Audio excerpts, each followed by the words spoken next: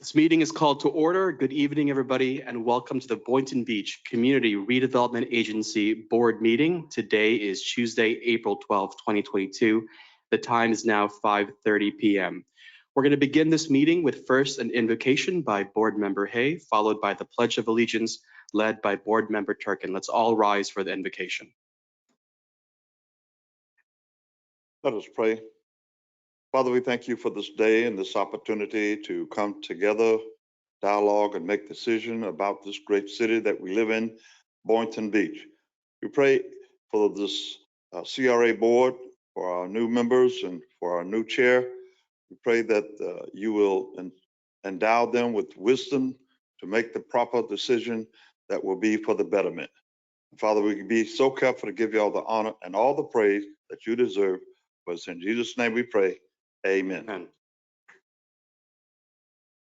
I pledge allegiance to the flag of the United States of America, and to the republic for which it stands, one nation, under God, indivisible, with liberty and justice for all. Thank you. Ms. Sherry, could you please begin the roll call? Guy Pensurga, Board Chair. I am present. Cruz, Vice Chair. Present. Woodrow Hay, Board Member. Present. Thomas Turkin, Board Member. Present. We have a quorum. Thank you. We're moving on to agenda approval. Additions, deletions, corrections to the agenda, and I will begin.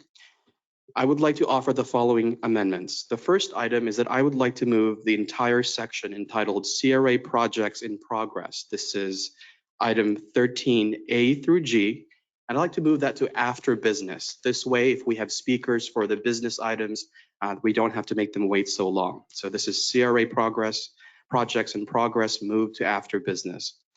The second amendment I'd like to make is that I'd like to remove or clear from the agenda the pending assignments under CRA Advisory Board. This is item 10A, 1, and 2. This is a new board, and I believe this body should determine their new priorities. Number 3, I would like to table the following items. Items 14C and F. Items 14C and F are already tabled. I'd like to continue these items to be on the table, as well as 15A.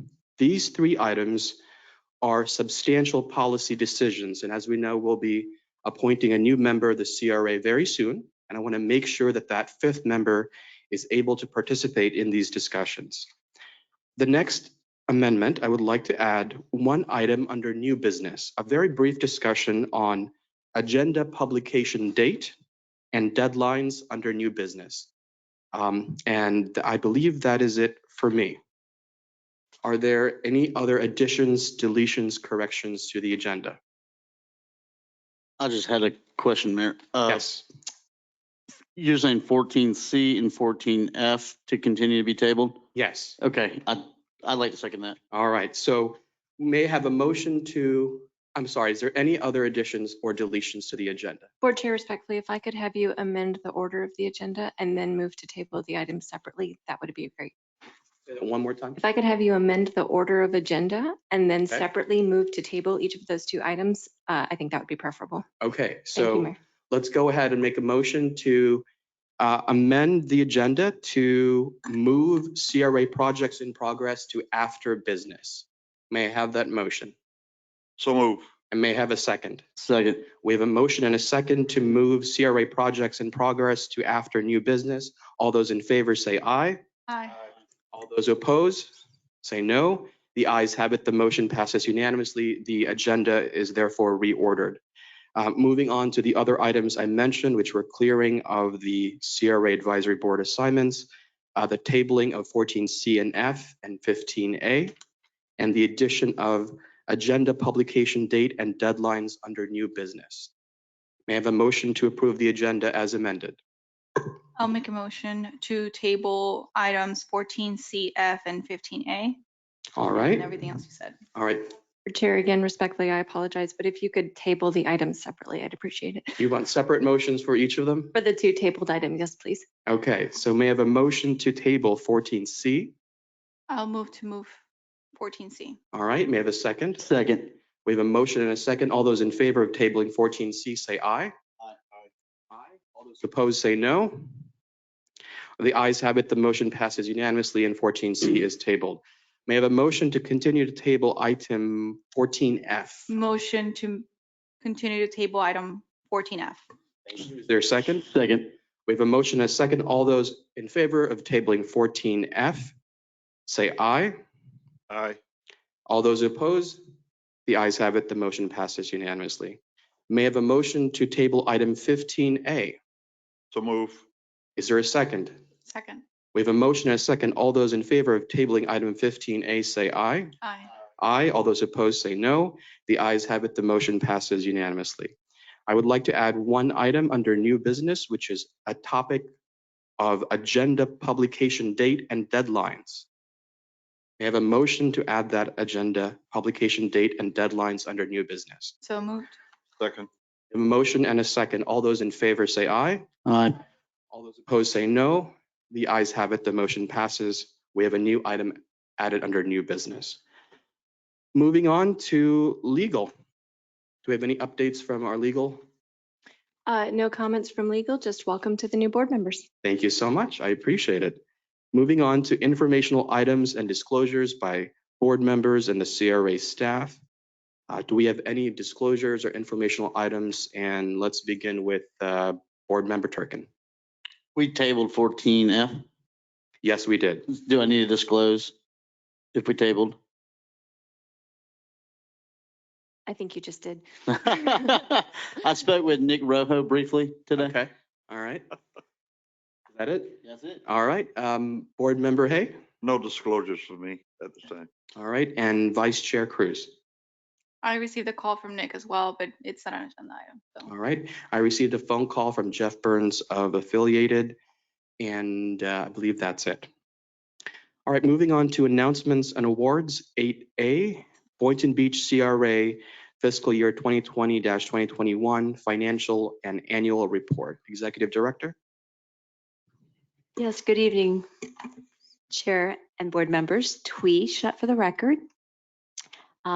If you will let me also say that this meeting will have a little more upfront, history and backup material for the members of the audience in general, and also those participating virtually. So please, if I could, if you indulge me in that. But this is our annual report. Every year, we're required to publish an annual report. This year, we're pleased to let you know that and the public know that this is available on our website. And you have a copy in front of you also as well. And we hope that this will be able to engage the audience in learning about where their dollars is being spent, their CRA dollars as well. And we make it user friendly. We obviously can do this in a black and white sheet of paper, but we chose not to. And this is to be reported to the CRA board as well as the city and the county commissioners. If there's any questions, I'm here to answer them. Any questions or comments from the board? All right, hearing none, thank you so much, Twee and staff. It is a phenomenal report, so clearly there's plenty of hard work put into it. And is this accessible through the website? Yes, it is. And we have hard copies. And if you'd like electronically, we can also make that available on a jump drive. Just request that from our staff. One of the things to note is it also includes the financials and also our audit. So it really tells you about where your dollars are actually being spent every fiscal year. So this is from the preceding fiscal year ending in last September 30th. All right, excellent. Moving on to item B, Rock the Plaza at 1 Boynton on April 23rd, 2022 from 5 p.m. to 8 p.m. Is there any accompanying information on this?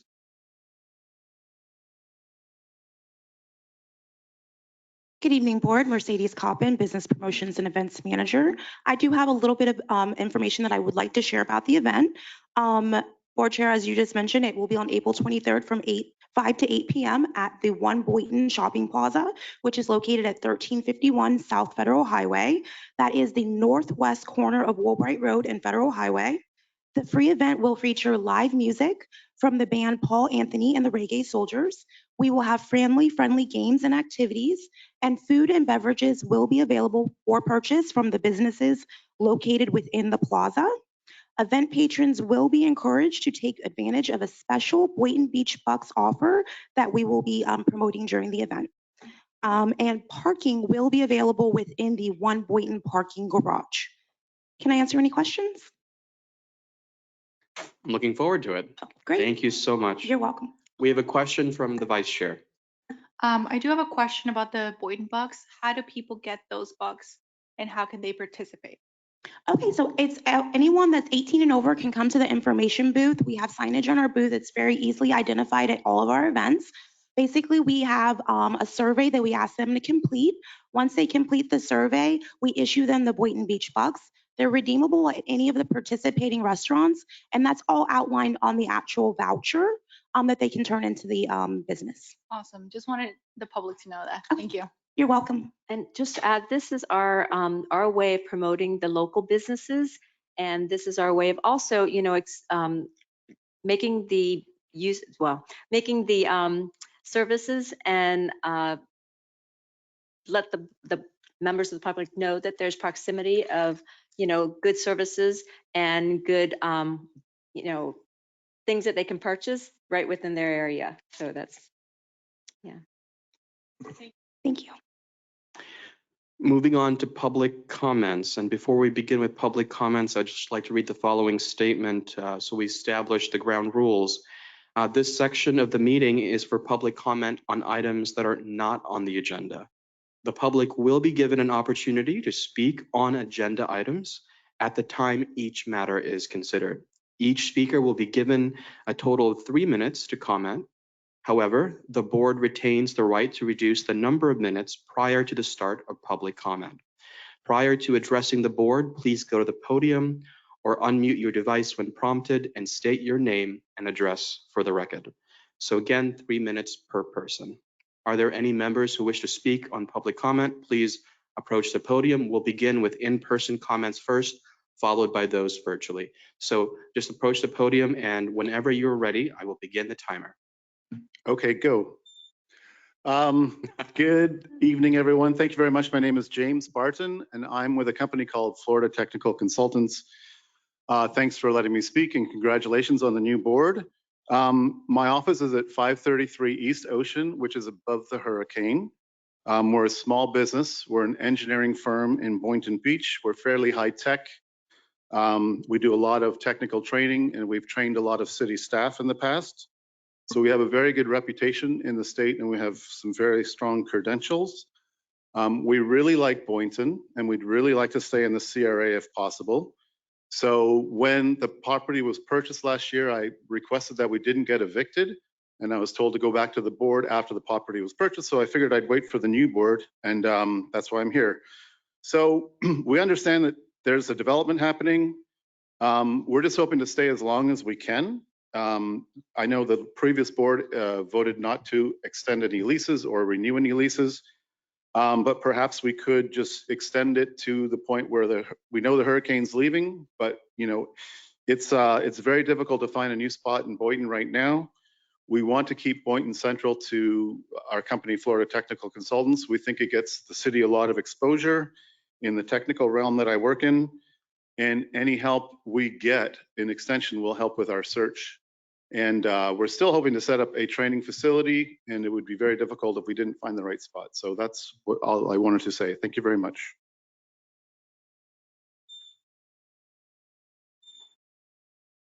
Thank you. And if there's any other members of the public who would like to speak, again, this is for non-agended items. So if you're on the agenda, we will get to your topic soon enough. Well, I'm sort of in the same boat as he. All right, let me begin the timer. Go ahead. Okay, Please my state your name's name. Freddie. All right, my name is Freddie Brindley. Live at 517 East Ocean, above where Hurricane is, except towards the west more. And I'm asking or requesting 3 more months extension on my lease because I've been. Mr. Brindley, I'm sorry, I apologize to interrupt, but I believe you are on the agenda. So we'll get to your item soon enough. Okay, All right. I don't see it very well. No Thank you. worries. We'll get to your item soon. Thank you. I don't mind waiting. Thank you for reminding me.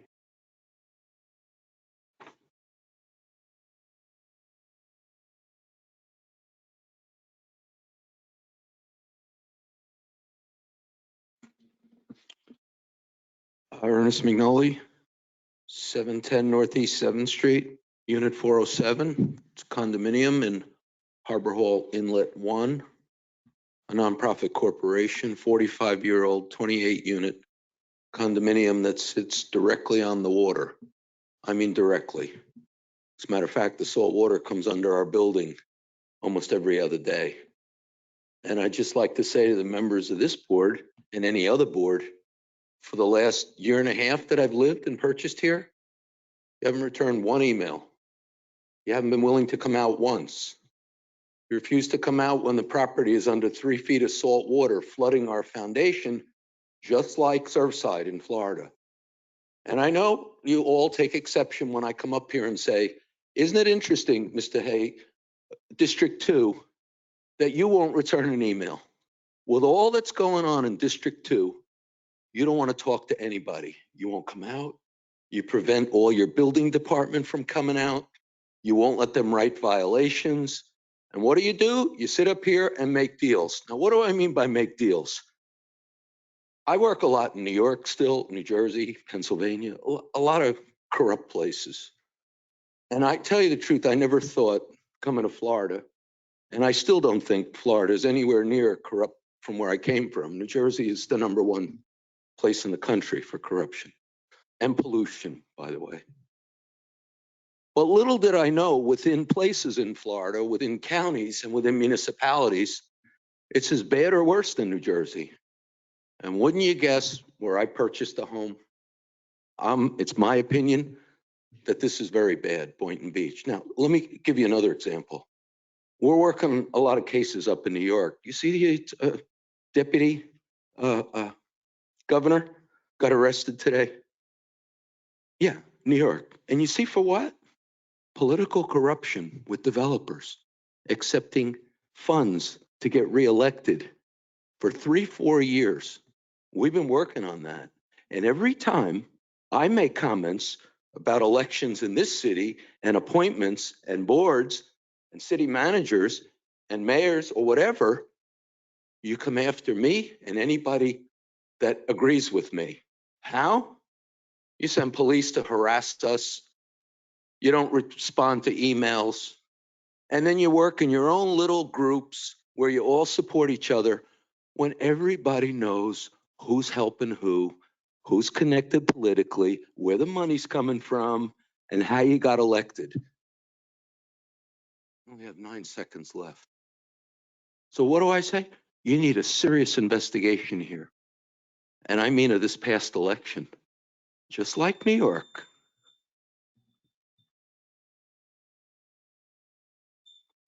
Any other speakers in the room? Come on up.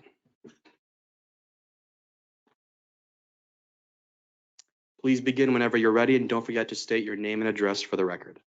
Hello, my name is Anitra Burgess, and I live at 504 Northwest 11th Avenue. I have a situation. I had received money from the SHIP program. I did email all the ones that was on the board. I'm nervous, so you have to excuse me. I didn't get a response back, but that's fine. I was a victim with the drive-by shooting in the area in my home. My window was shattered. My son thought we were under attack. How do you explain to your 13-year-old son where we're hunkering down in the bathroom because we don't know where the gunshots are coming from? The way that my house sits, the whole east side is each bedroom, the kitchen, the bathroom. There's really no safe place. That was Tuesday, April 5th. Saturday at 4:40, there was another drive-by shooting. I literally did the matrix out of my bed to run for cover. What do I do if I decide to sell my home according to what was in the agreement? And I'm embarrassed because I didn't hire an attorney to go over the legalities that I have to pay back the money that was given, half of the equity, and there's a few other things. I'm stuck and I feel like a prisoner in my own home. So I'm seeking assistance or what to do as far as how to go about selling my home and finding a place for me and my son. Thank you.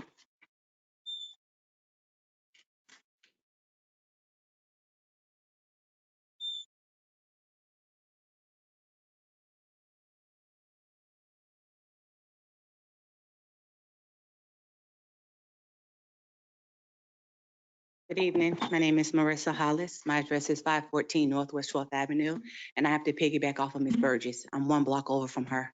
I've been in my house 14 years. I am sick of it. Drive-by shootings coming through. I have a 10-year-old who can't go outside and play because we never know when we're going to be under attack with gunfire.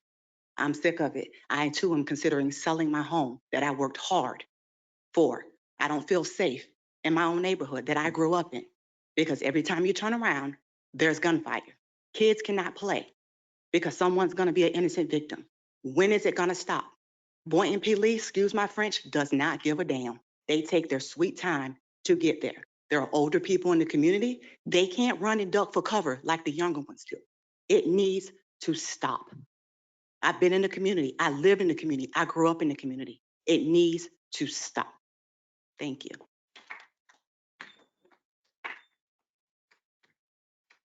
Sergeant Deal, I'd like to ask if you could just connect with those two individuals and get their contact information so we can follow up.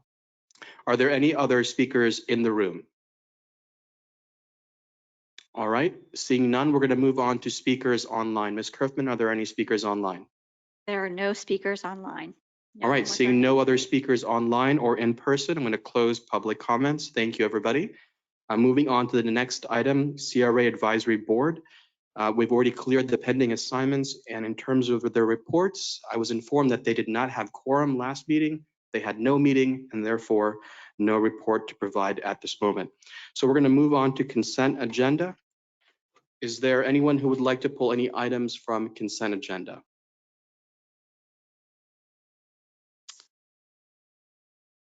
Chair, Yes. I would like to back up to the CRA Advisory Board. Yes. Is this a norm? Have we had a regular no meeting type? Can anybody respond to what has been the attendance and because if it's a problem, maybe we need to look into it and address it. That's a legitimate point.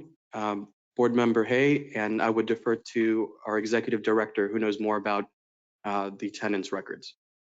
I don't have all the history of the attendance record. This is fairly rare, though. We have 7 board members. Usually we need 4. With the turnaround, with the vacancy of Vice Chair Cruz, the city had 2 of the new board members come, but they did not get notified until, Wednesday. And Thursday was the meeting. So that was highly unusual that we had that. But usually they're very good, and we usually get quorum. With respect to the one board member, they had indicated to us that they were sick. So we were down 3 board members, which means all 4 had to show up. And at the last minute, one of the board members was not feeling well. So it's highly unlikely that, that we have this case, but it is what it is. So. Okay. All right. Thank you. Any other questions or comments about this item? All right. So again, we're going to move forward with consent agenda. Were there any requests to pull any items? Hearing none, may I have a motion to approve the entirety of the consent agenda? Motion to approve consent agenda. We have a motion. Is there a second? Second. We have a motion and a second. All those in favor of approving the consent agenda say aye. Aye. Aye. All those who oppose say no. The ayes have it. The motion passes unanimously. We have moved CRA projects in progress to after new business. So now we're going to begin with old business, starting with item A, discussion and consideration of a third amendment to the purchase and development agreement between the CRA and South Florida Marine located at 711 North Federal Highway. Ms. Shutt? Yes. Again, Tweesha for the record, this item is before you to once again look at the final language. The board had approved this agreement previously.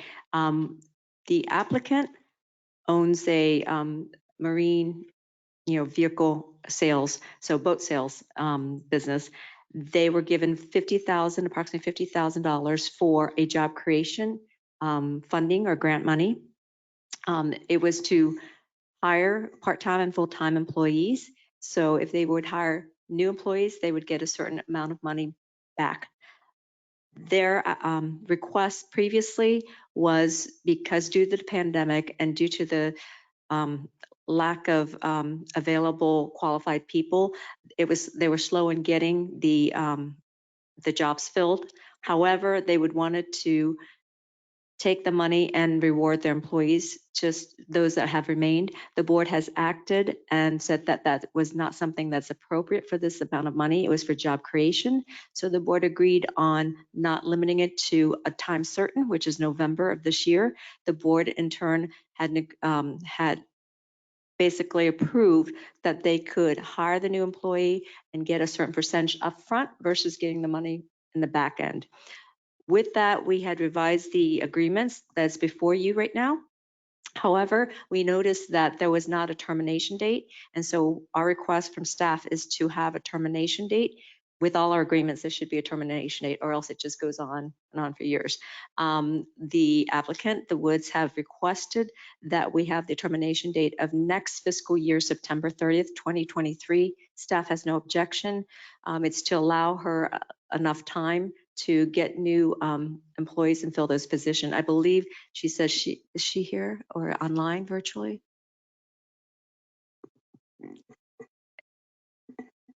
Yeah, she expects she will probably be. No, they're not online.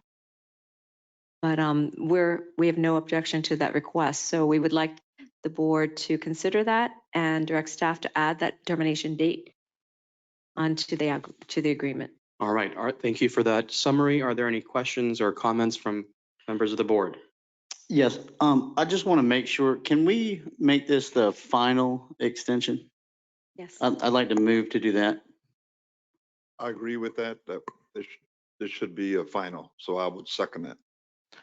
All right. So just to be clear, the motion is the approval of the third amendment as presented, and we're setting the termination date, final termination date of September 30th, 2023. Is that correct? Correct. All right. So Board Chair, yes. if you could also request that the motion authorize you to sign it after legal makes those changes without the board reconvening. All right. So approve the third amendment as presented, including the termination date of September 30th, 2023, authorizing the chair to sign the necessary legal documents. Is that sufficient? And to prevent future extensions, yes, sir. And to prevent future extensions. May I have that motion? Yes.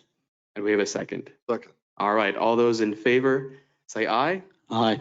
Aye. All those opposed, say no. I wanted to ask a question. Sure, absolutely. Sorry. Before voting on this, I actually wanted to ask a question. Has this job been posted? What is the job that they're, claiming to create for this grant? The $50,800 is to create, in essence, a total of 12 full-time jobs or 24 part-time jobs or combination thereof. It was agreed upon that they will strive to post it, recruit the people as necessary. So none of the data that have shown their attempts to do that have been submitted to staff for review. So at the last board meeting, the board felt that it was justifiable because given, the amount of people that are recruiting in all sectors, really. So we don't have that detailed yet, but if you would like for staff to make sure that, that reporting is done when and if they do proceed to go for reimbursement, that they provide that. So if you would like to add that, data needs to be submitted with each reimbursement. Yes. For the status, we can also do that. Yeah, I think it's important to have accountability, specifically if we're giving them money to create jobs. I would like to see if the board agrees that maybe they post the job on, just maybe if we can get an update on what it is they're doing to move forward in that direction, that would be a benefit. Is a report part of the required elements in their agreement? No, not to that detail as to how they posted in their efforts in, gathering or procuring those services and jobs.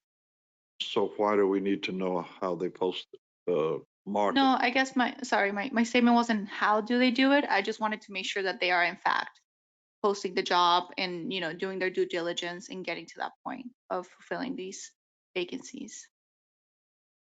So we could, as part of the disbursement, they should give us a status of how many other jobs have been. That's when we would do. We wouldn't do it on a normal basis if they don't have any new jobs that they've filled. So would you like us to reach out to them to get that information? Or would you like to wait till when they ask for their disbursement And when they ask for the disbursement. to get the status, how many other jobs are Support that as efforts? well. All right, so the motion, we have a motion, we had a second, we called for the ayes and we called for the noes. There were no dissents. Clear, was that an amendment to the motion to add that requirement? I would say we can make it a separate motion. Okay, and you can also, I'll let you handle with the motion on the table. That's fine. The ayes have it and the motion passes unanimously. All right.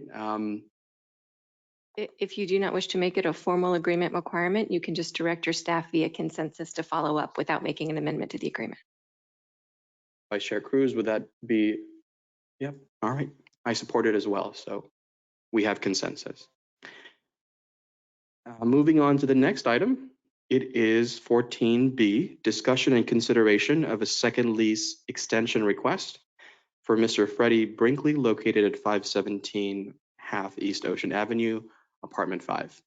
Mr. Brinkley, this is your item. So let's begin first with staff to give a brief update, and then we'll have you come up to the podium afterwards. All right.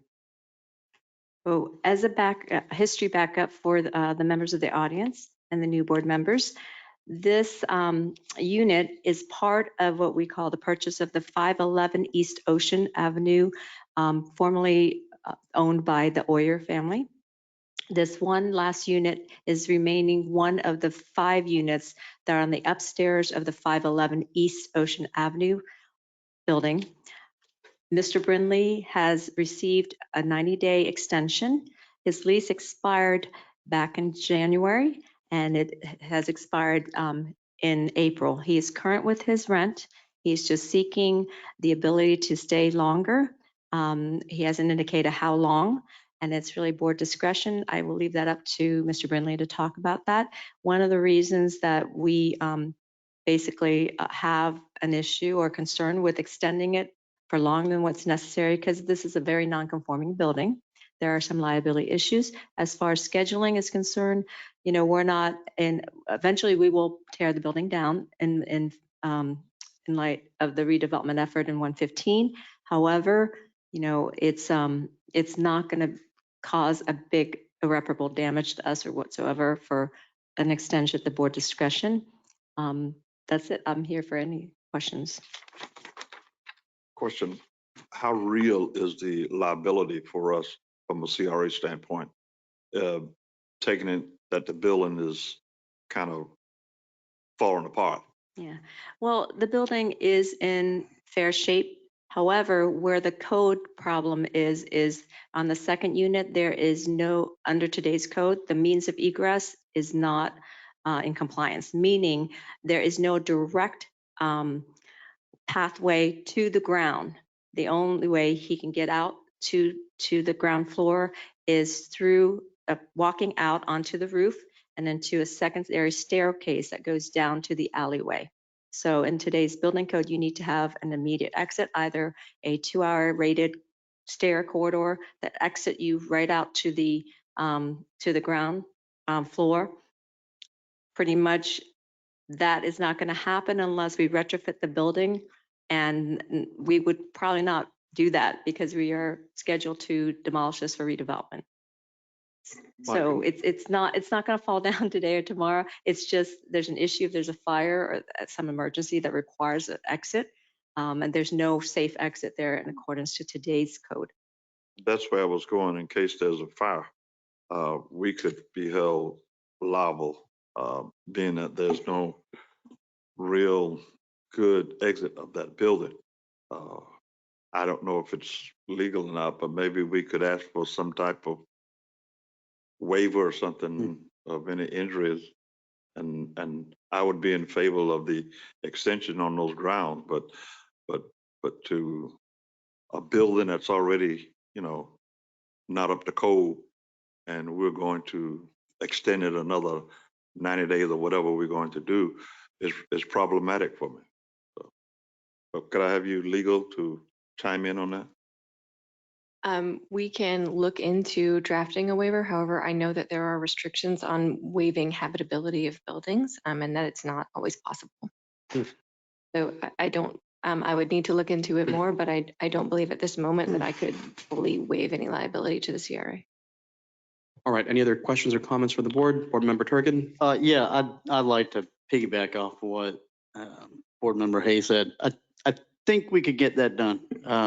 And I'd like to ask Mr. Brindley, would you waive liability? Well, I signed a waiver. I'm a plumber. I did all the plumbing in that building. I've also seen them do the roof, and I see that they have. I see that the codes. I can't find no codes that have been broken. I haven't been downstairs, but I have. I worked in all the buildings upstairs, but I have not seen a code that's been broken. And I think the building's going to be solid for another 10 years. Mr. And I'll Brindley, be happy to waive a liability or whatever. Mr. Brindley, are you having trouble finding a place? I know that the lease Oh, initially. yes, yeah, Right. definitely am, yeah. Okay. Because, yes, the places I've seen, they were like in very bad neighborhoods. And then there are places outrageous and there are slumlords there. And I could only see maybe have to move back to Kentucky or something. And right now, that's, I can't afford that at the moment, so. Would you say that the current real estate market is a little bit higher than what it used to be? Maybe a year ago, 2 years ago? I think you wake up every day and you see the news and you see it's doubled, Right. pretty much doubled. And are you, correct me if I'm wrong, are you veteran? Yes, I am. What branch? Army, 82nd Airborne. Thank you for your service. Welcome.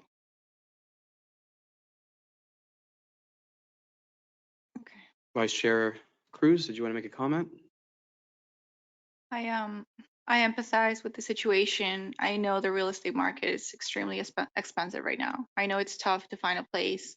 Very. I can't imagine the amount of rent you pay at this time and compared to looking for something similar right now, what numbers you're looking at. With that being said, you know, I do have the heart to want to help you, but at the same time, I also want to help protect the city and make sure that we don't get into an issue of liability, as the other board members were mentioning. So if we could maybe, you know, discuss between us, maybe giving the gentleman maybe a 60-day There to. is a benefit of me being there about my view over the park, my view over the parking lot, the public parking lot next to me. And I can see any type of crime or if anyone got hurt there. And I can immediately call the authorities. So it is a good lookout for, you know, just for me to look over, you know, sort of guard the city for free. And plus, I can't stand too much dirt down in the park, so I do clean that up. We appreciate that, Mr. Brindley. And with that being said, I'd like to talk to the board members and see if there's consensus on potentially giving you a 60-day window as a final opportunity to seek further housing. You know, to give you enough Keep it time. up, because Yeah, just to give you more time, because I understand it's hard right now. And, you know, giving you enough time will probably give you more of an opportunity to find something. So I think that may be a way to help and support. I don't know what the board thinks. So the concern is liability.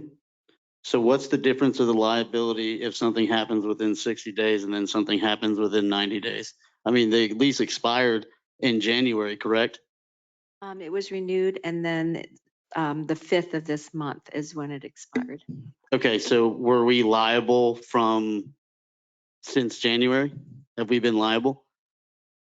It's always a case there Okay. because the building is non-conforming. So this man served our country. He's asking for 3 months. I'd like to move to, you know, honor his request. I would support that on the condition that he already stated that he would sign a waiver. So that would be my only objection. If Agreed. he was willing to do that, Agreed. I missed that. okay, I got too excited. then, and that, I'll second that motion. Yep, with the on contingency of him signing that waiver of liability. However, legal, if I'm not mistaken, stated clearly that we could attempt to do that, but there's no guarantee. There's no necessarily permissible guaranteed way to prevent the government and or the city or the CRA from having liability. Is that correct? Am I understanding right? You are understanding correctly. However, I will look into what is available to the CRA and we will draft that waiver with your direction and send it to Mr. Brinkley for his signature. And the fact that he's, Mr. the Brinkley, I fact that he's apologize. volunteering. And that, yeah, Right. he's voluntarily. That makes a difference. So with that, the date will be extended to July 5th, 2022, and this will be the final, what I'm hearing, extension that, Mr. Brindley, is that all right? You said July 5th? Yes, Sure. But it is final. it is final. It's fine. Okay, then I'm still looking. It gives you anyway. time to look. I know I've been homeless before, but I'll find it. I'll find something.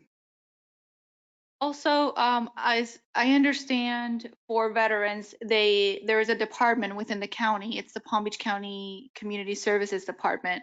That is I correct. actually was in touch with a gentleman who manages that program.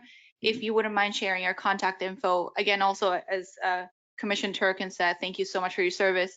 If you'd like to provide your contact info, I would be happy to connect you with him and see if there's any way that we can support you It'd as a also be veteran. good. I also contacted the VA and they are so behind. Mhm. And I'm like at the bottom of a list, so that's another waiting game, but Well, when that's gonna happen, we'll give it a try. yes, we will. Thank you. Is Thank that you, all? Mr. Brindley.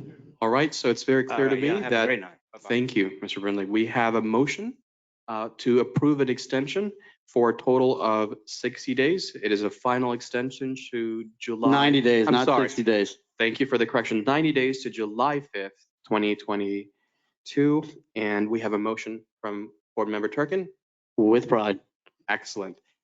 Second. And we have a second from Vice Chair Cruz. All those in favor say aye. Aye. Aye. All those opposed say no. The ayes have it and the motion passes unanimously. Congratulations, Mr. Brindley. Thank you for all you've done. We are moving on to the next item, which is approval of the Third Amendment to the Purchase and Development Agreement and First Amendment to the interlocal agreement between the CRA and the city for the Ocean Breeze East project. Ms. Shutt, if you could take us through a summary of the item. as part of the development of this project, Centennial was offered the tax credit award with the state. As part of that application, there's a local match of $567,500 to be paid for by the local government agency. The CRA originally had agreed to pay for that.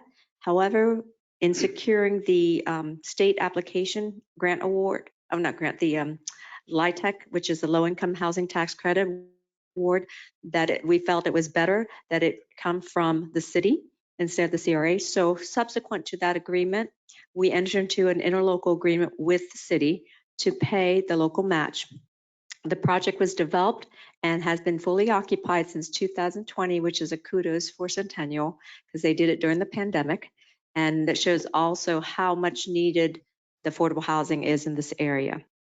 So fast forward, this is a request from the really request from staff to make sure that we amend some of these agreements that was agreed on or executed in the past to allow the CRA to pay the city back as per our interlocal agreement. So in order to do that, we would need to amend the original agreement. This will be the third amendment to the purchase and development agreement, and also amend the first amendment to the interlocal agreement, because in those documents, there were different obligations.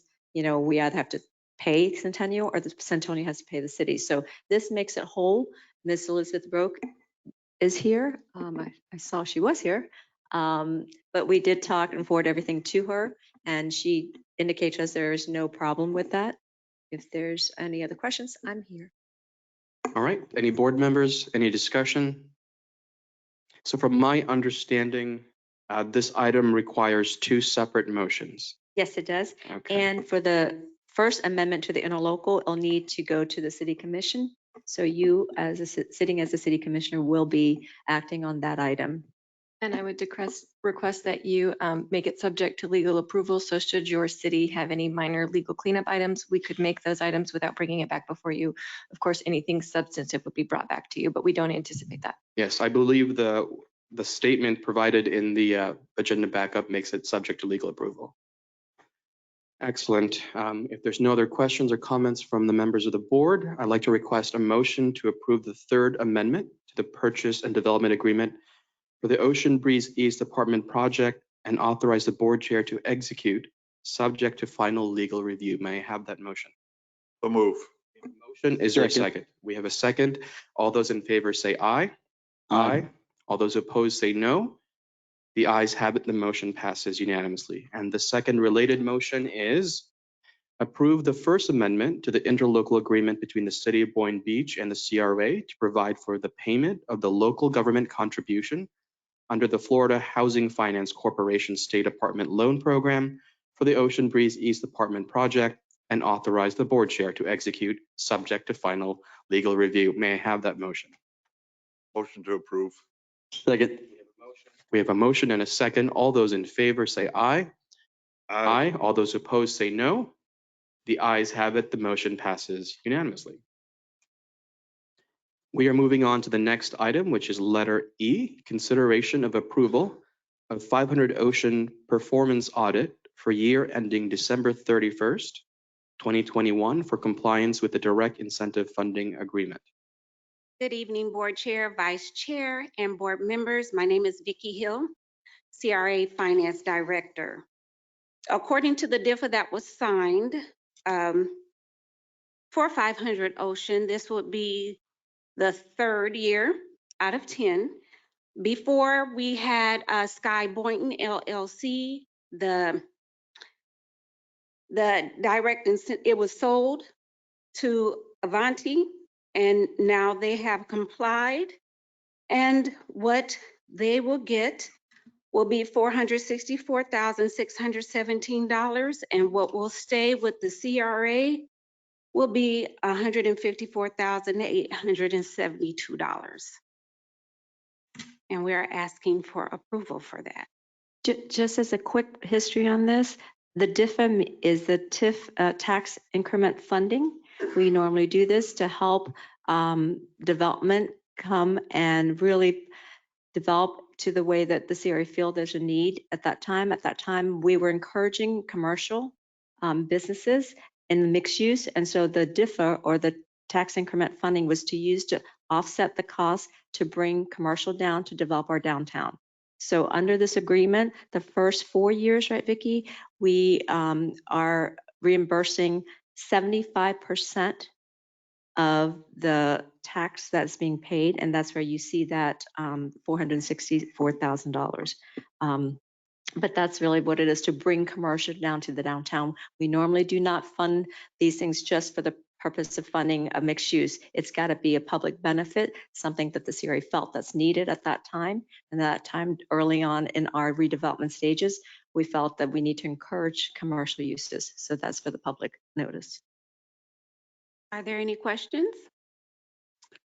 Any questions from the board?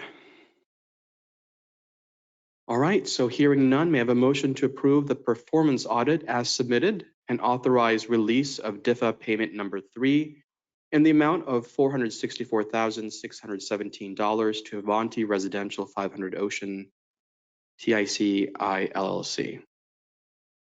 May I have that motion? So move. We have a motion. Is there a second? Second. We have a second. All those in favor say aye. Aye.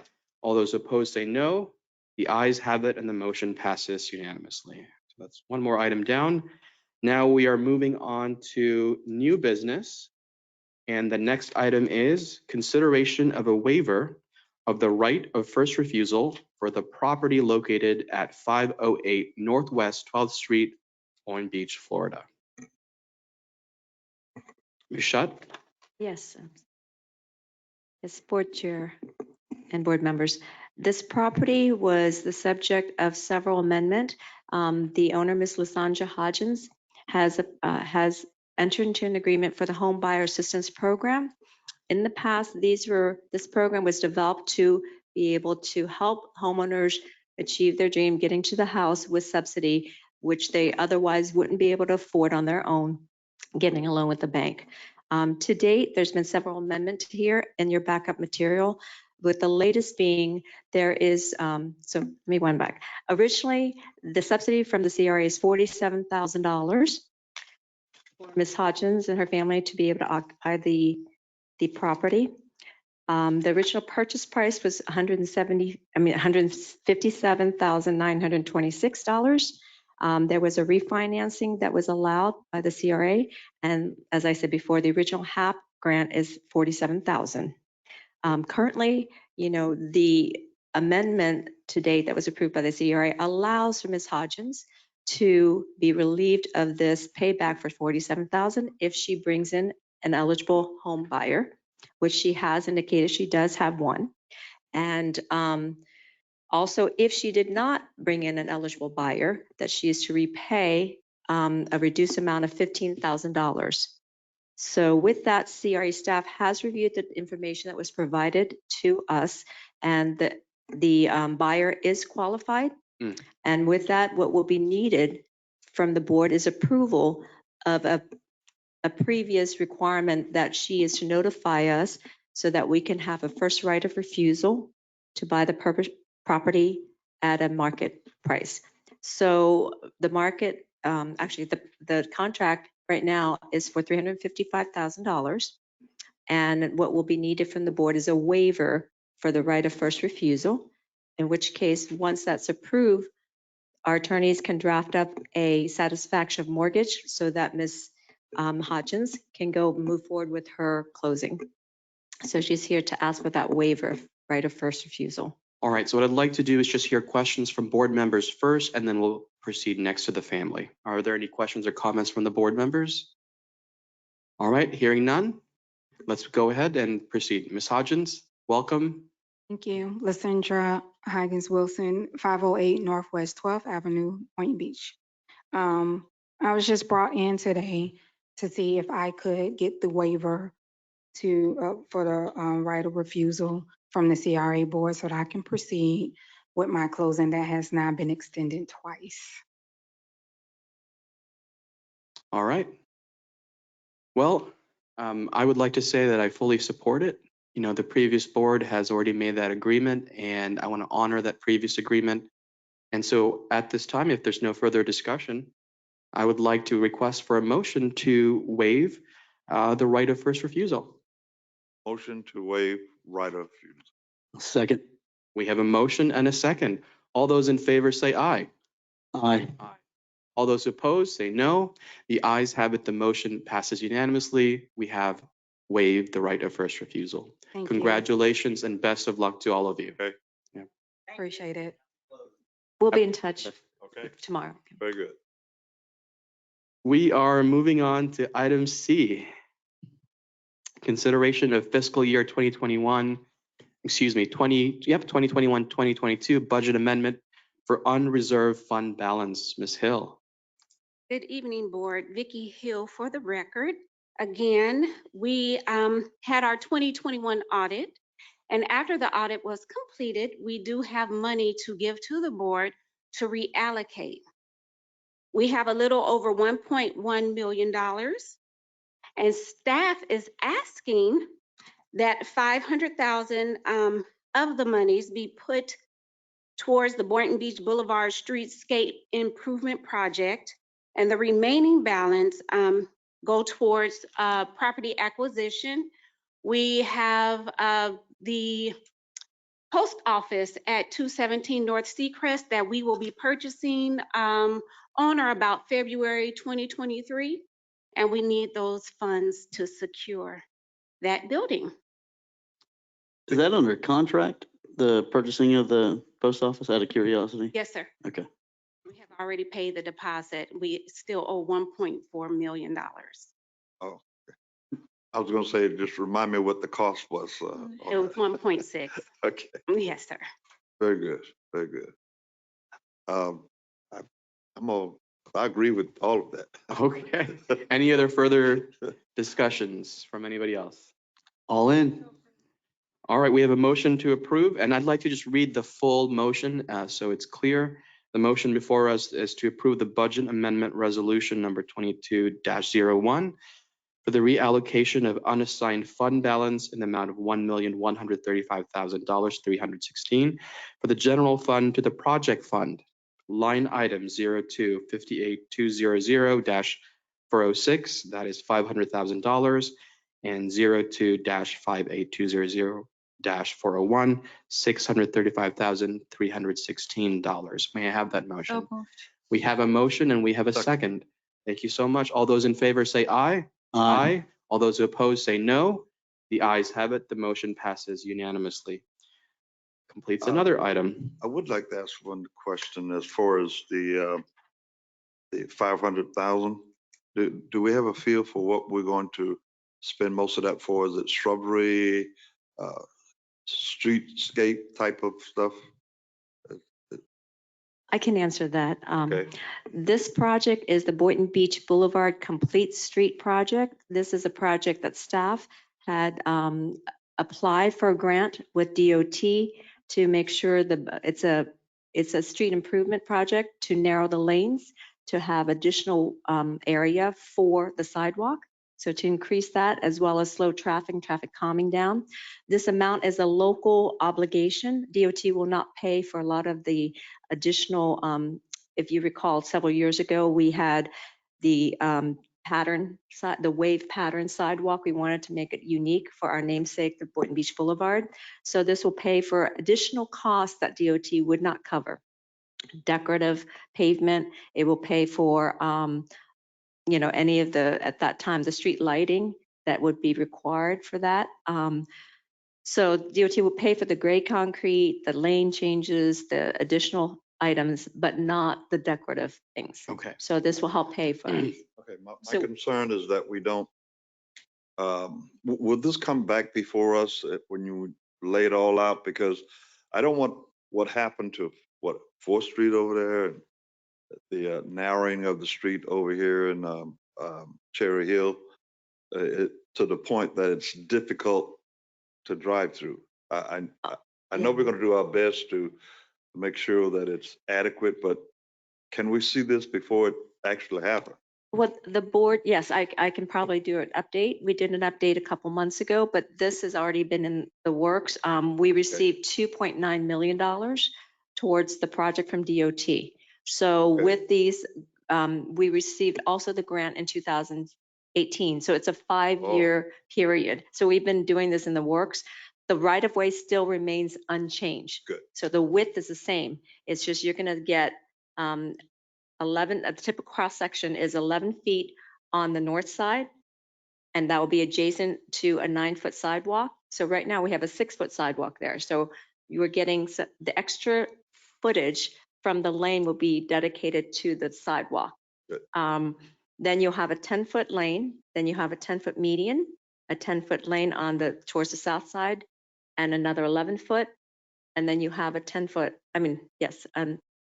actually a 9-foot. But together, it's really a shared use path, so it's a little difficult to, you're getting a lot more sidewalk, but all within the right of way.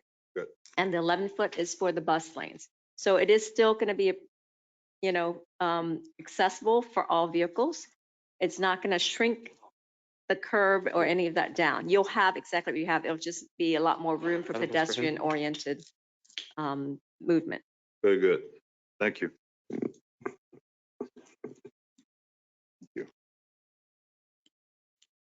All right, we can move on to the next item, which is D, discussion and consideration of CRA workshops. Ms. Shutt, take us through the item.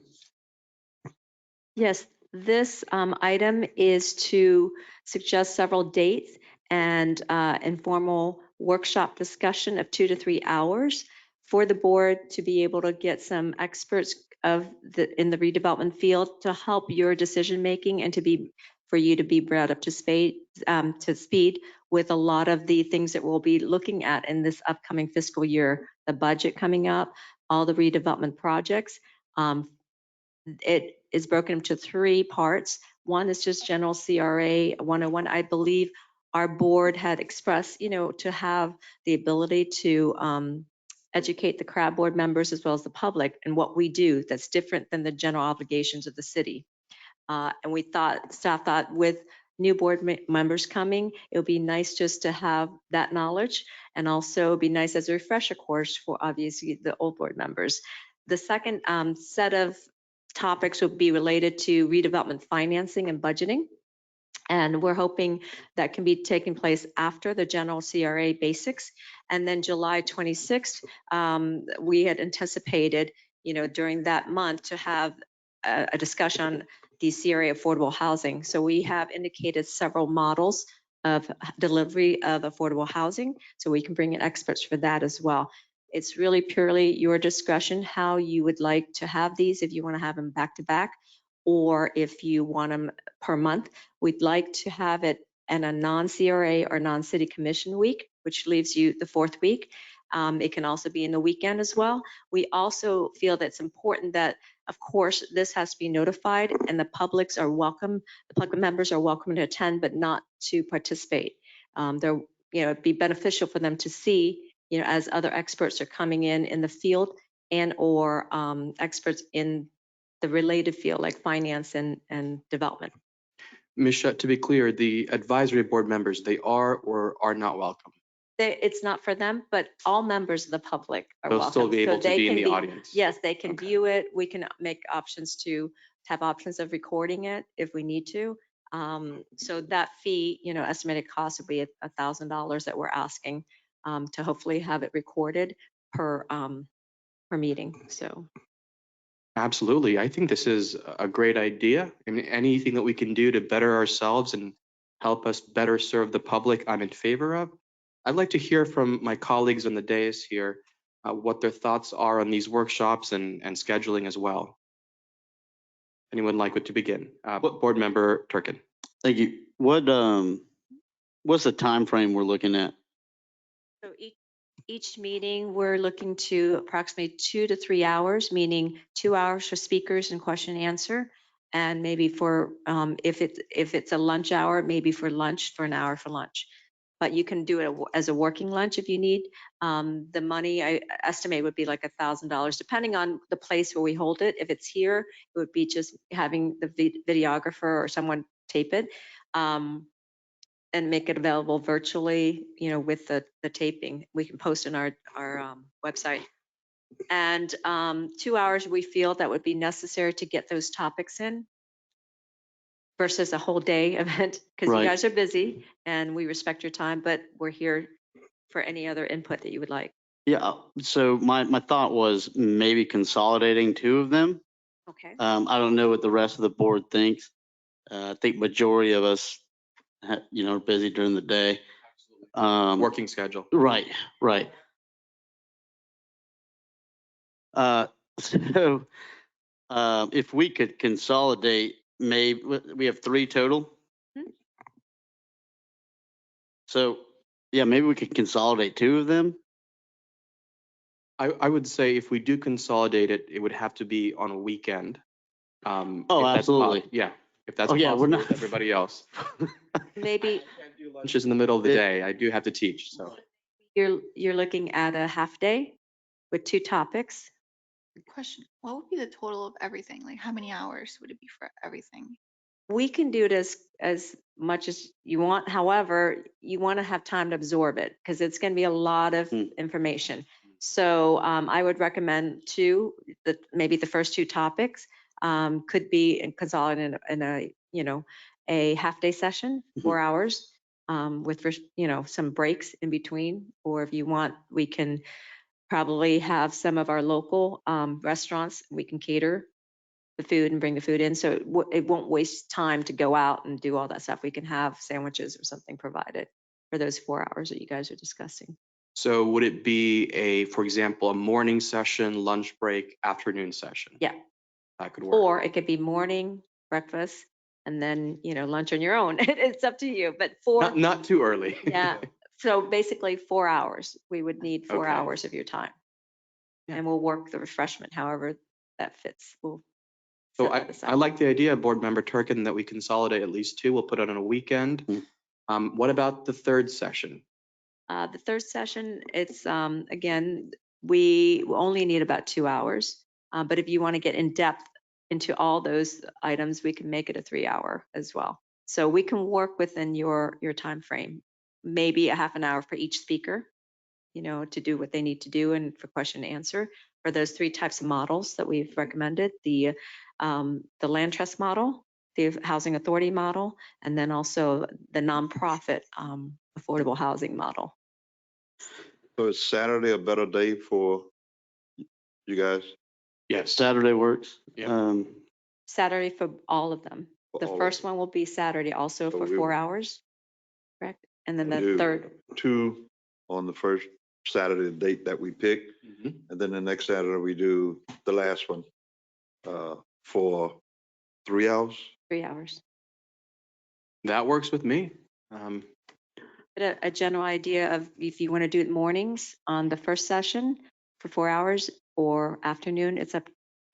This way we can advertise it all at once and then we can get the speakers and have the dates. Can we start at 9 a.m.?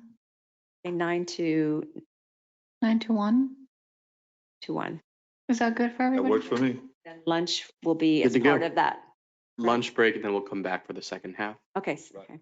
Have drill usually the first weekend of the month, the first Saturday, with the Navy. So when you propose those dates, if you could take that into consideration. True. We are looking, so if you're looking at the staff report there, if we're looking in April, the last week is April the 25th, and then that Saturday will be the actually the 30th. So that's the last Saturday of April. Yes, April 30th. Right. And then when you're looking at the May, I think I've got that mixed up. So May 18th, I think that's not a Wednesday. May 18th is a Tuesday. So the week of the 17th. Let me get sounds the good. exact date for you. That is the 21st. So the 21st is, Is that a no, Tuesday? wait, no. Wait, are we talking about April? May, we're May. looking at May. May. May. The second day. Oh. Second workshop. Right. Second workshop. April 30th for the first, 9 a.m. I think is what. 14? Because you have drill on the first Saturday. So then the next Saturday would be the 14th. We could do the 14th, right? That would be the second. Yeah, let me just verify.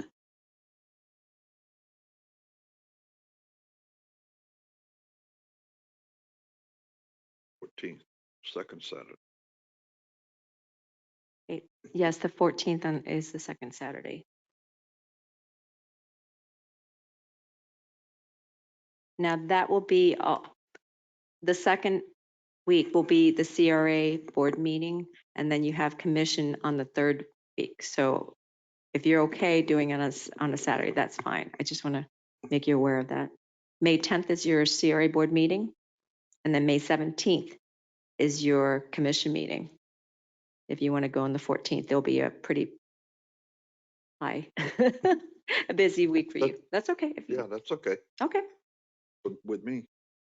And that would be, would you also want to start on the 14th, May 14th at 9 a.m.? 9. And Board Member Turkin, I know you were, I want to wait until you get verification. We do have time in this meeting. It is not 10 o'clock yet, so Oh, it is Or 2 6:40. praise the Lord. Got that right. Okay, good to go.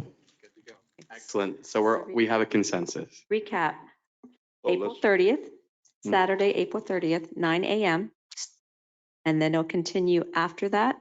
So from 9 to noon, and then lunch, and then the remaining part will be starting at 1 on. The second meeting will be on housing.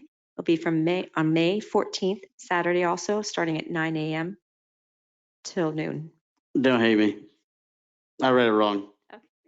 Can we do the 21st? 1st of April or May? May. Okay. I So, apologize. yes, so it'll be May the 21st, starting at 9 a.m. and then ending at lunchtime. So it'll be 3 hours there. And that'll be for the housing. The first two topics will be on the 30th. So we will advertise that and make sure that we work with the local merchants. All right, excellent. I think we have some clarity. Yes. Wouldn't it be, if it's 4 hours, it would be 9 to 2? Because we're taking a lunch break? Right, so it'll be Okay, 9 to okay. 12, and then you'll break for lunch, and you'll start up again Back at at 1 to 2. Okay. Any other final comments? Hearing none, we're going to move on to item E, consideration of a temporary policy for vacation and sick leave payout. So this is a temporary allowance for the exec director to allow for a payout of 80 hours annually for this year and next year, provided the employee is able to have the earned vacation and they meet the requirements. So basically, this is an attempt for us to be able to, with the rising cost of living right now, we would like to have the ability for employees to cash out their sick and vacation time for those that comply with the eligibility requirement. We think this will be helpful. It's not a pay raise. It's already vacation earned. We feel that with the rising cost of food and gas, this will help our employees so that they'll be relieving some financial stress to them. And I'm just asking the board for me to do that. We've done this before when the pandemic hit, but through the emergency order that the board had. I just really wanted to thank you if you're considering that and allowing me to do that and revisiting it for next year. Should things go back to normal again, we wouldn't need this, but this would be helpful for our employees. Questions, comments? This is something that you typically will see in the private sector as well, cashing in rollover PTO. And it's been a crazy past couple of years. Yeah. So I admire this. Well, we took a lead also. The city was able to do that, but our policy is different than theirs. So we want to be able to do that for our employees. It helps in retainage as well. Motion to approve. We have a motion and a second. Any further discussion? All those in favor say aye. Aye. Aye. All those who oppose say no. The ayes have it and the motion passes unanimously. I do have one thing to ask the board. With the previous item for the workshop, if you could allow me to also work with the speakers, just in case some of the speakers, so I may not have housing, I may have to partner housing with the CRA 101. Yeah. And vice versa. Some flexibility is understood. Yeah. Great, thank you. Moving on to, Sorry, yes, can I say go. something? Yeah, of course. Okay. While we're at it, can we invite our advisory board members to observe, like officially say, Sure. you're a CRA advisory board member. We would love for you to learn. This is a session that we're holding anyway for CRA board. And Yes. like invite them to. Of course, we can extend the invitation for them to come as well and participate, but in the audience and learn from it. All right, thank you for that. This new item is a discussion on the agenda publication date and deadlines. This is one of my requests. So I brought forward this item because, as you know, we receive these agendas, just a few days before these meetings. And if you print out this agenda, it is almost 2,000 pages. And one of my discussions with the executive director is that I would love to have this agenda so I can thoroughly analyze these documents as much as possible, at least 1 week if possible. And from our discussions, it seemed that it is indeed possible to have it available and published to the rest of us and to the public 1 week in advance. But it would require that any submissions to the agenda be added in a week prior to that. So, Ms. Shutt, I'll let you jump on here and talk about that. So with that, give an example for the May 10th meeting. In order for staff to publish and upload it online for the public as well as the board members, we would need at least everything with the applicant or the third party that's coming before you, all the information by April 26th, hopefully by noon. That would be helpful for us. That way it'll give us a whole week to review it, coordinate with our attorney if needed, coordinate with other members of the city if needed. But we would ask for your support to be strict on that deadline if we turn anybody away. There'll be obviously emergencies and things as the board Yes, sees of fit, course. but this way it'll help us be able to be there for questions for you, and you'll have 2 or 3 days of the weekday versus spending your weekend trying to get I'm meetings set up or, Right. yeah. So it's doable, yes. So you're saying 2 you would weeks. have that to us on May 3rd? Yes, our packet will be uploaded May 3rd, not May 6th. And all of the material has to be in, or else we will not put that item on the agenda it has to be in on the 26th. So all the materials has to be in by noon, 2 weeks before the scheduled board meeting. Excellent. Yeah, I think it's do you mind? No, of course. I don't know when my turn is. No, it's all right. I think it's to the public's benefit that, board members are able to have adequate time to review the agenda, to educate ourselves on everything that's happening. And, we all have full-time jobs. So I think this is a good move. And I would encourage, if they have it early, please come in earlier. If not, we can always wait till the next board meeting. So it requires some planning, but our staff is very good and they're available anytime with the submission dates. And on the subject of full-time jobs, excuse me? You're married, so that's a full-time job in itself. Oh, you got that right. You heard Good that right. answer. Touche. Very good. Any other questions or comments from board members? Well, I just want to thank staff. If it's possible, let's do it because it's good government. It's good for the public. It's good for the decision makers. Everybody wins when we have more time to analyze all these documents. Do we need to vote on that? So that's actually my next comment to legal. Is a consensus sufficient? I recommend you give us consensus and then have your board bring back a formal policy for your adoption. All right. So Executive Director, please bring forth a policy document on that. Thank you so much. That concludes new business, unless there's anything else that I've missed. I don't. All right. So now we're moving on to CRA projects in progress. And the first item in that section is the Neighborhood Officer Program First Quarterly Report for fiscal year 2021-2022. I believe this is Sergeant Deal.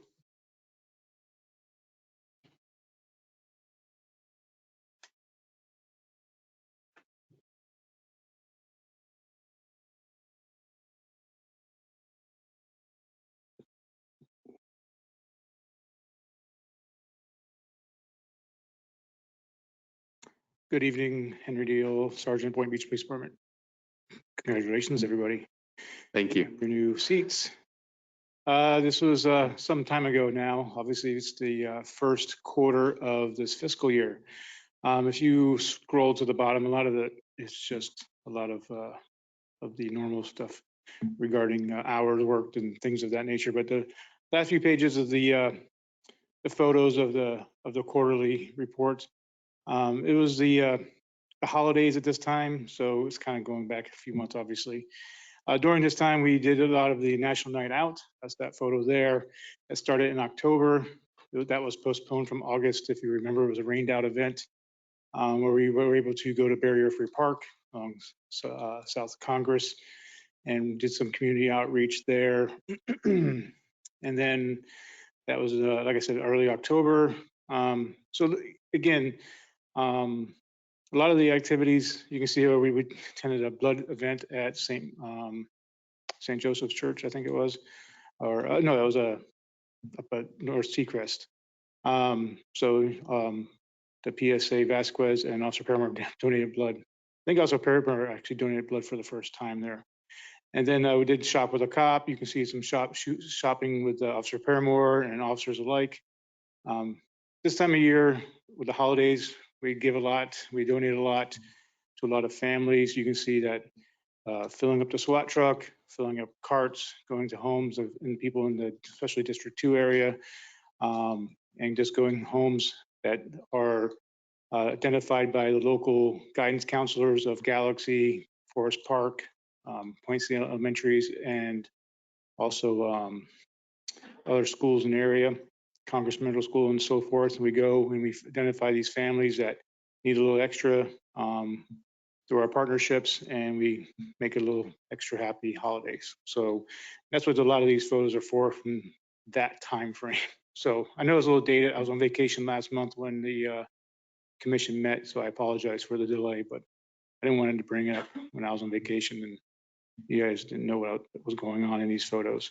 At the end of that, some of those photos are, we also did a homeless outreach at the Boynton Beach Mall. It was, like I said, it was a pretty productive quarter, but you can see a lot of the stuff was just pretty much holiday development. We did the annual Gobble Till You Wobble. We gave out 150 turkeys with our partners at Paradise Windows and Doors. They're located next to Lowe's over on Corporate Drive. So we teamed up with them at Carolyn Sim Center and we gave out 150 turkeys. And that was that photo there. Not quite sure what those photos are. Can't see them. Yeah. Anyway, but we did a lot in that quarter regarding giving back to the community, especially District 2. Any questions? Go ahead, Okay. Vice Chair. So just for the public knowledge, can we give a little context and a little bit of a background for people who are watching online, for people viewing this meeting? What is this program? Yes, so CRA's fund, the Boynton CRA funds the NOP program. It's a innovative policing. It's helped to reacquaint the community with the services that the police department offers. And it ranges, everywhere from working with the children to working with the business owners on security measures. Community policing is really the overall thing. Sergeant Dio can go into specifics, but what we hope to gain is to be able to have a different side interaction with the community, to be able to work with the youth, to make sure that they know that there are, again, people that care about them in uniform, and also to educate the community with all the resources that the police department have to build that relationship and build that trust in the community. That's correct. It's to cultivate trust between the police department and the citizens in the community. We have primarily done a lot of activities with the youth and young people. We started when the COVID hit. We started re-gearing or re-engineering the program to do a little bit more with the business owners, so that you'll see that in this particular quarter that just ended. That we started doing some more community outreach regarding businesses and a little bit less with the youth, but it's multi-pronged approach. But yes, we're trying to build those bridges in the community. That's the overall goals and objectives of the neighborhood officer program. That was what was built upon in 2016 when the program came about.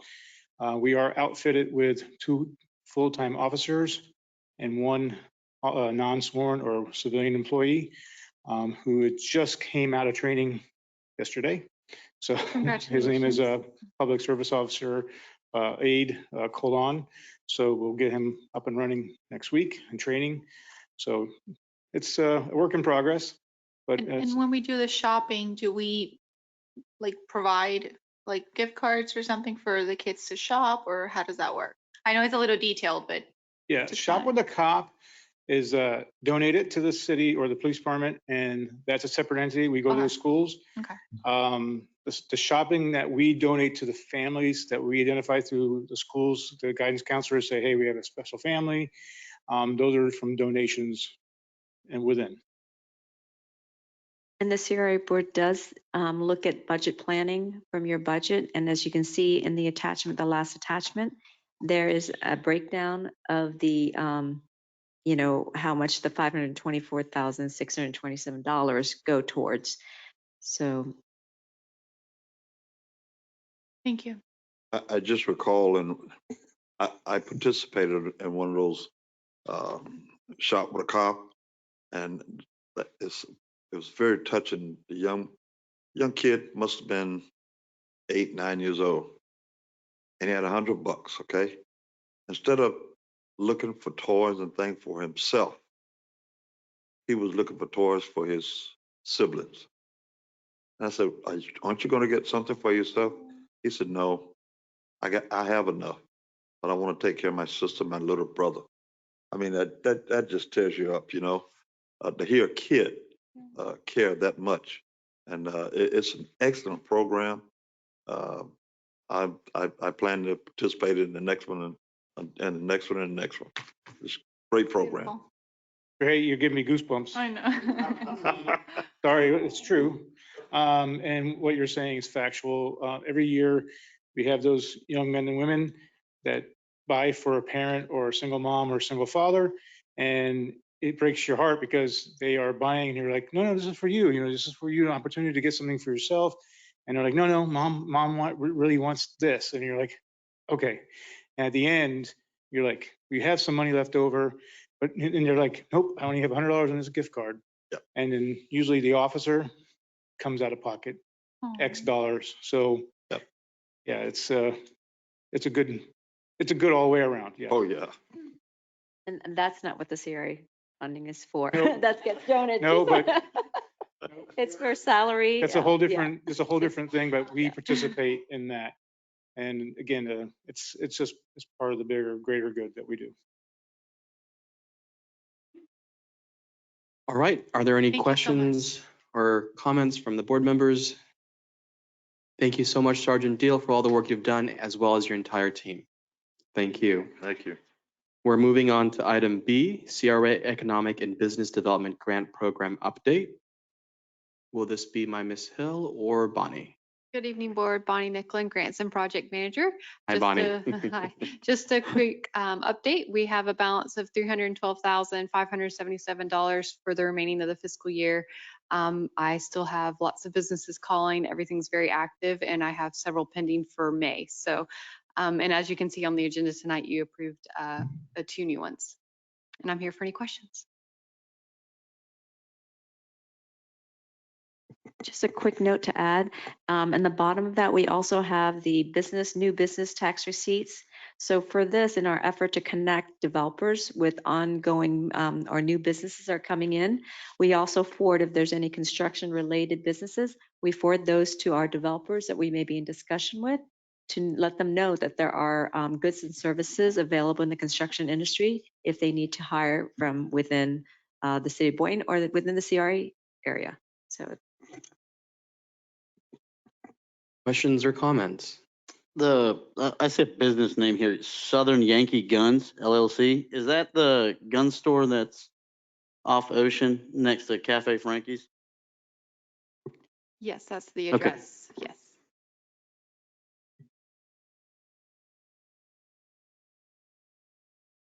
All right. Hearing no other questions, thank you so much. Regarding the next few items C, D, E, and F, these are informational items. So I'm going to ask my colleagues, would you like to hear all of these items, or would you just like to hear one or two? Where do you stand on this? And these are all provided to us already in our agenda backup. I wasn't sure if you need to hear everything. Is there any request to hear any of these presentations? I'll put it that way. Okay, not from me as well. I've perused through the documents already. Right. Hearing none, we'll proceed with item G, which is MLK Junior Boulevard Corridor Commercial Redevelopment and Affordable Multifamily Rental Apartment Project, DBA Heart of Boynton Village Apartments Update. Good evening, Board. Tim Tack, Assistant Director. For the benefit of the public, MLK Junior Boulevard Corridor Commercial Redevelopment, Affordable Multifamily Rental Apartment Project, doing business as the Heart of Boynton Village Apartments, is located north and south of MLK Junior Boulevard, just east of Seacrest Boulevard. As you can see photo there, that was the groundbreaking on March 4th. The Boynton Beach CRA and Centennial Management Corporation and community stakeholders celebrated the groundbreaking for the commencement of construction.